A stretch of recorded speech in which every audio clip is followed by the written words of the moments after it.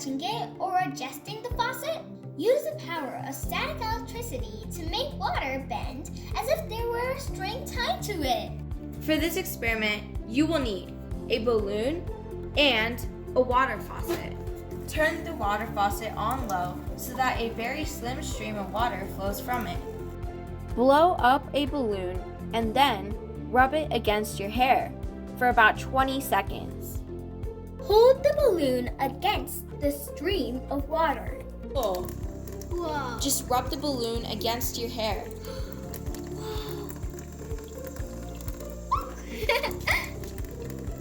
You gotta rub it really hard. Science is filled with possibilities, so we can test things out. Don't be sad if one thing doesn't work. Try the next. Whoa! This is so cool. It's bending. See if I can bend it in even more. Ooh, it's bending, it's bending.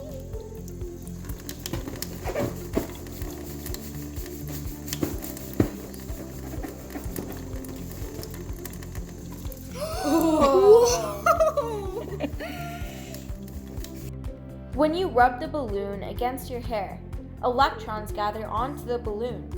This builds up a static charge on the balloon that attracts the stream of water, as if by magic.